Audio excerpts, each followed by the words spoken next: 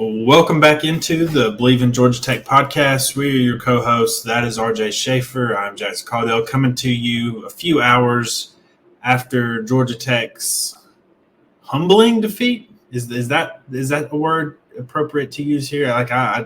They lost 31-13 to Notre Dame. The game really was not all that close. We'll get into it a little bit. Just kind of give our instant thoughts. This is just kind of right off the top of the dome here. I just got back from Mercedes-Benz Stadium covering the game. So if we do miss some things, apologies. We'll get back to it on our next episode. Trying to just keep these short, kind of just give our instant reactions to it. But RJ, how you doing, man? As good as I can be. Well, I mean, the one thing I do want to say, the Notre Dame fans for our preview podcast, Shout out Notre Dame fans. So Notre Dame shout out fans Notre are Dame awesome. fans. Top two fans of the year behind Syracuse. Yeah, absolutely. Syracuse fans were cool. Notre Dame fans, just we appreciated the support y'all showed on the preview video. And just before we get into the Georgia Tech side of this, I'll tip my cap to Notre Dame. That's a really good football team. Just very, very good on defense. They just did not make mistakes like that. That was just super impressive, especially on the defensive side of the ball. It's a really good team. But man, I don't know if we've ever started a show off talking about special teams, but that's where I want to go to start. This special teams is absolute trash. I don't know of a nicer way to put it. Like I've tried to give it time to maybe work itself out and fix itself, but like this has become comical. Every time they go out there for special teams, like it really does feel like a disaster is about to happen. Other than kickoff, maybe. They haven't really done much or given up much in kickoff, but you had go back to the Syracuse game. You had multiple missed field goals. Go to the Louisville game. You had a blocked field goal return for a touchdown that put the game officially out of reach. You had a missed field goal in that one. Go to last week. You won the game against North Carolina. You had a punt, return for a touchdown, and then you also had a missed field goal. Like today was just, it's just unbelievable to watch in person. You had David Shanahan fumble the snap. You had a kick blocked. You had a fake punt given up on a 4th and 9 too. This was not like it was a 4th and 2.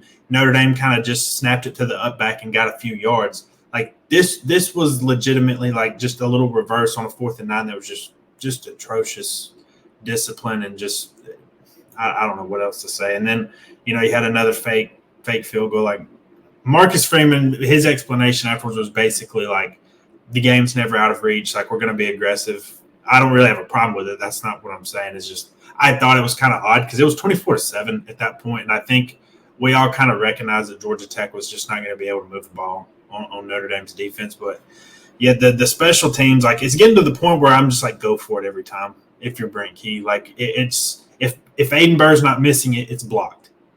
And I'm saying like I know a block's also a miss, but I'm saying if he's not like missing it to the right or to the left, it's blocked. Or there's just issues like it's costing them games. Like today is the one day where like okay, yeah, even if the special teams errors don't happen, you don't win this game. Like Notre Dame dominated this game, but it cost you against Louisville and Syracuse in ways, and it's just like it comes down to coaching. It's on Brent Key and it's on Ricky Brumfield, the special teams coordinator. Like it's on both of them, and they're not doing enough. That's just that is perfectly clear.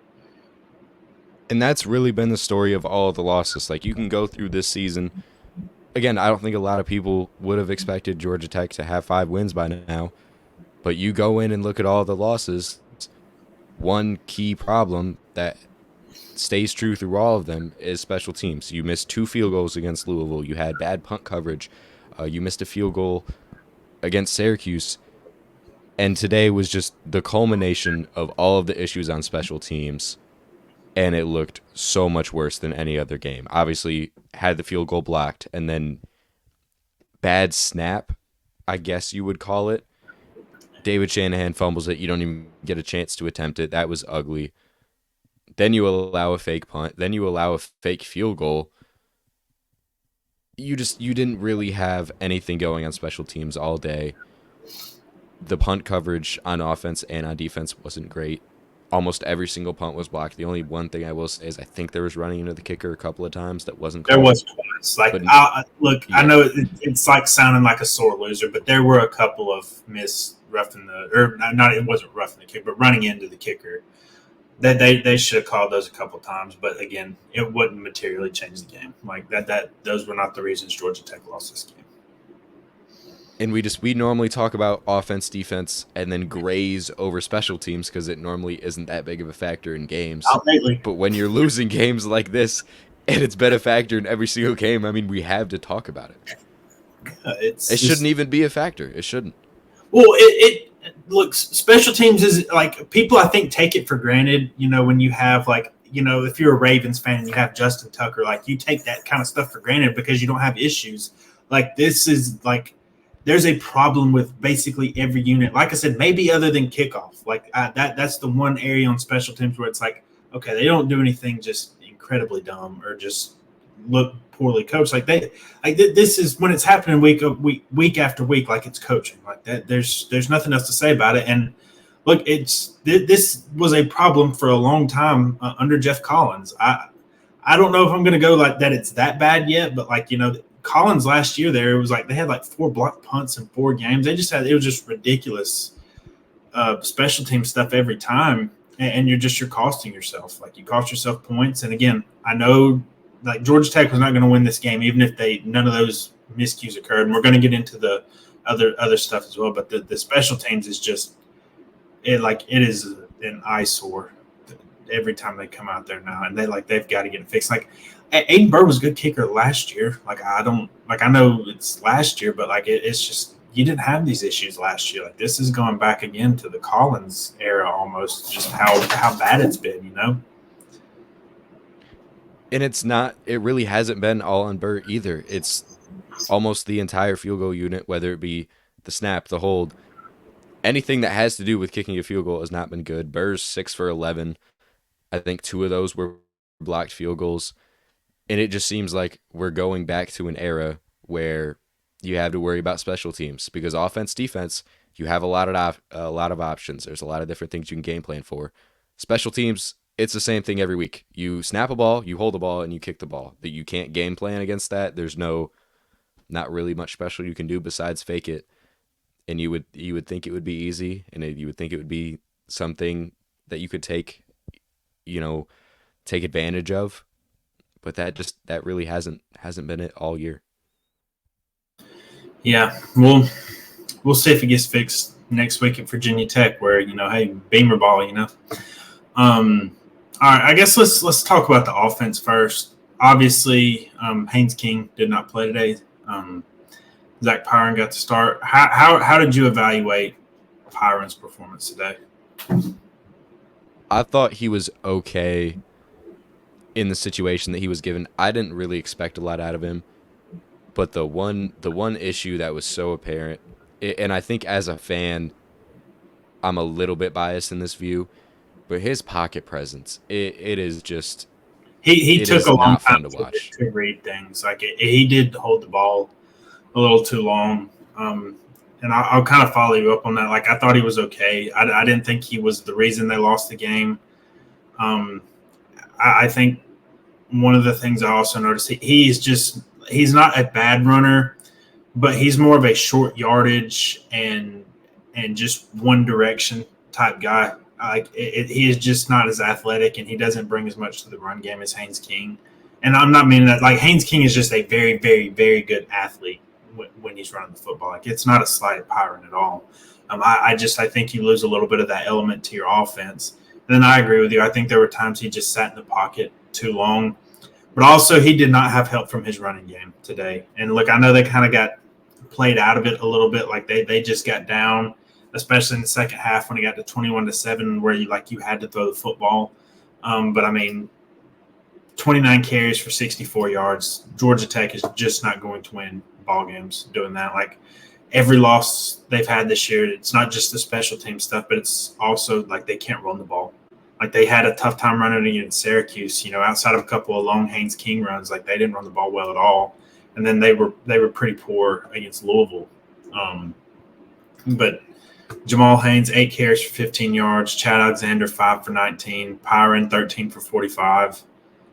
Then you had a couple of – they tried to get the ball to Singleton on a couple of runs. But Zach Pyron is just not going to go win a game by himself with his arm. It's just not going to happen. And, it's tough for Haynes King too. It's when Georgia Tech doesn't run the ball well, they just have such a hard time doing a lot on offense.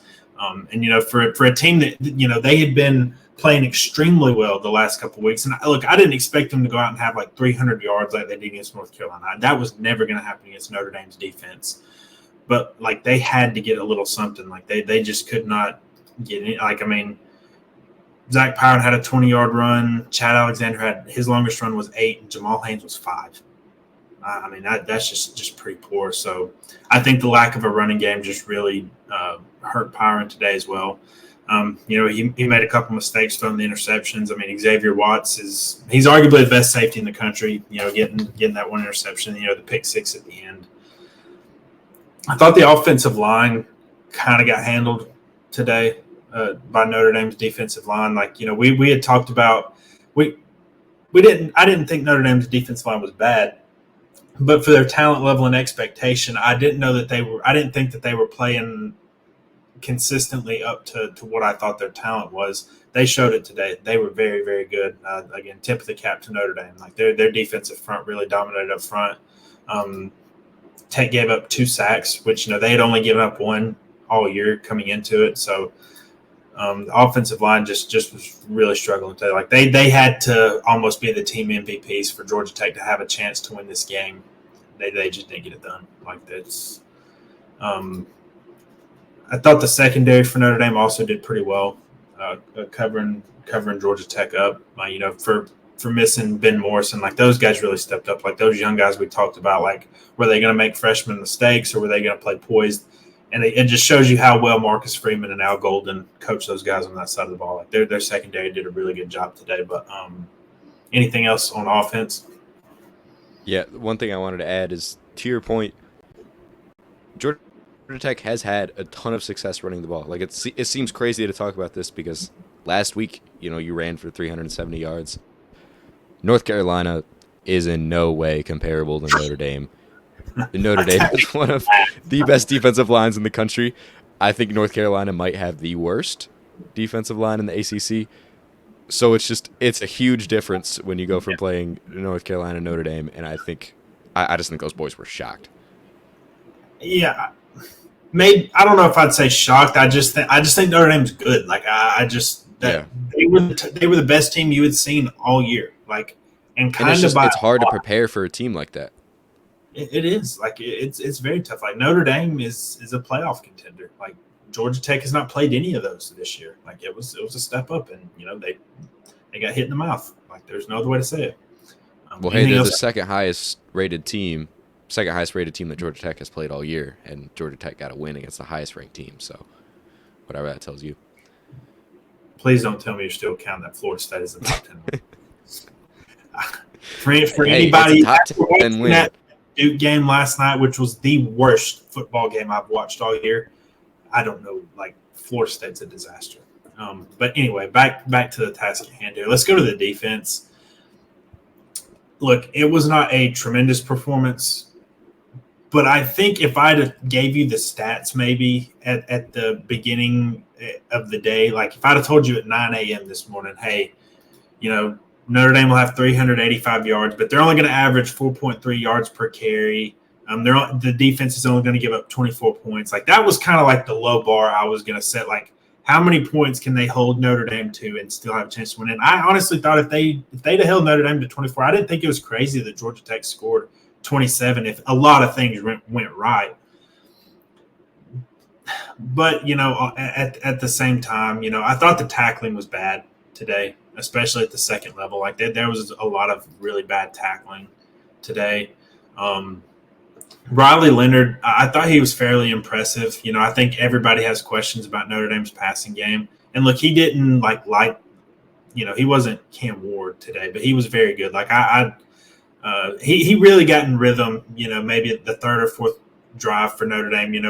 Because the first two drives, like the thing I want to point out about this game is it really could not have started much better for Georgia Tech. Like if going into the day, if you'd have said they had that start, they take it 100 times out of 100. Hold Notre Dame to a 3-and-out. Warren Burrell gets the interception, and then Georgia Tech goes and scores on that second drive. You take that every time, every day of the week. So, but again, it wasn't a great defensive performance. I'm not trying to pass it off as that. I just think I didn't think they cost them the game by any means. Like to me, out of the three units, they were by far the best.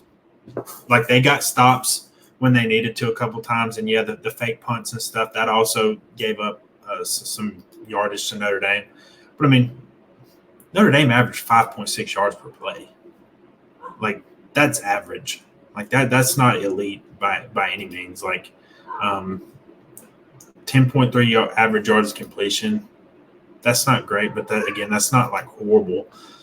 And Notre Dame, possessed the ball for 11 more minutes than Georgia Tech did.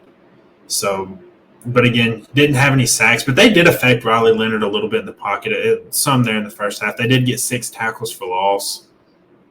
Again, it was not the best performance that the defense has given all year, but Notre Dame didn't gash them for like big yardage on the ground. Like they hit some here and there. Like Price today, he had a 23-yard run, but Riley Leonard, he had a 16-yarder. Jeremiah Love, his longest rush was 10 yards. I mean, he had 14 carries for 36 yards. He only averaged 2.6 yards a carry. I would have took that at the beginning of the day. So, again, I'll say it for the 50th time. Not an elite performance. I thought it was good enough to win if the offense and the special teams, played above their heads a little bit. And I will say they were in need of Kyle Eifert. Like this was That's one thing just to mention right off. That was dropped like an hour, maybe an hour and a half before kickoff. Kyle Eifert wasn't going to play. So, undisclosed injury. Yeah, and that was probably the biggest story for me on defense because the linebackers, really anything past the defensive line, like there just wasn't a lot of tackling at all. It seemed like Jadarian Price really, like he had the most success. He was just shedding tackles, bouncing off of guys. Not even to a credit of him. It was just like very shoulder tackle, barely even touching guys. It was just really frustrating to watch defensively. But I will say, I thought it was better than I expected. Obviously, that interception was kind of thrown into Warren Burrell's hands. I just think the wide receiver stopped running the route, and Riley Leonard threw it up there, and Georgia Tech got the ball. Fair enough, Warren Burrell was there. There were a couple of things. It was just below the level of what it needed to be. Like you weren't horrible in any aspect besides maybe tackling. Like in the first half, especially the tackling. Yeah.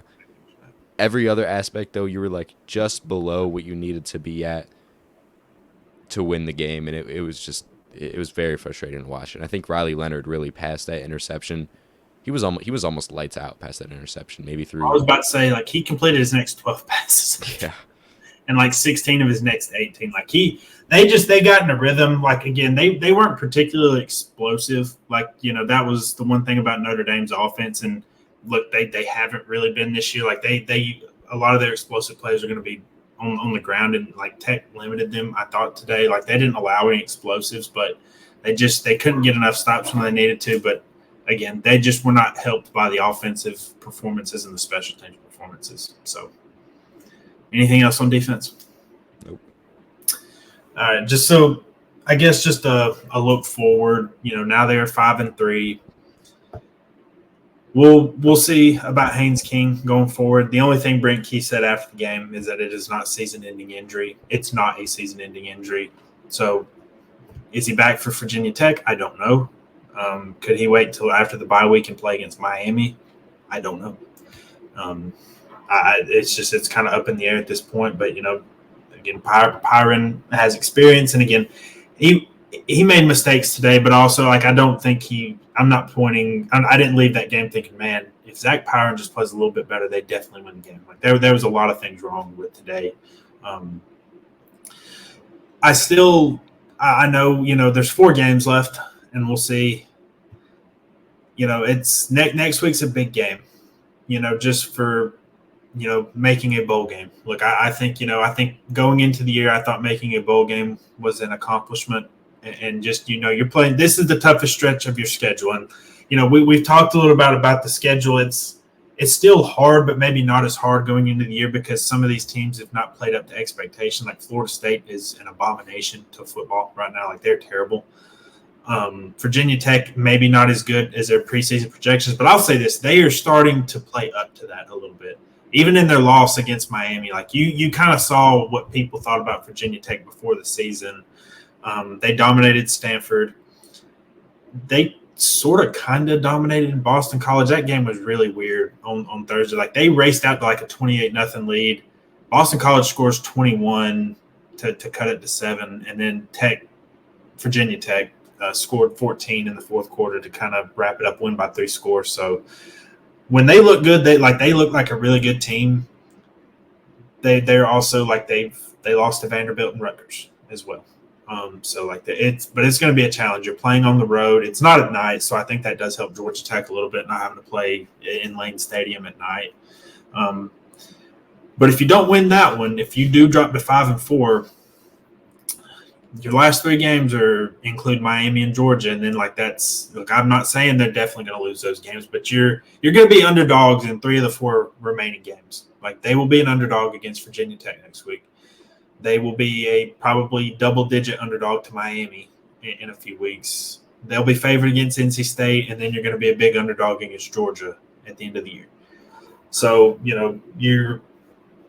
there's still work. They still have their work cut out for them. Like this is a really tough back half of the schedule, and they got their work cut out for them. But 4 games left. We'll see. Next week's a big game. Yeah, I think the main goal is get bowl eligible, no matter what way that happens. Whether it's against Virginia Tech, whether against NC State, whether it's your 2 other really hard games down the stretch. I think the preseason win total was 4.5, right, for Georgia Tech? Some places. Some did have it at 5.5, but there were some that did have 4.5s. But I will say, to Georgia Tech's credit, I think they have already exceeded expectations.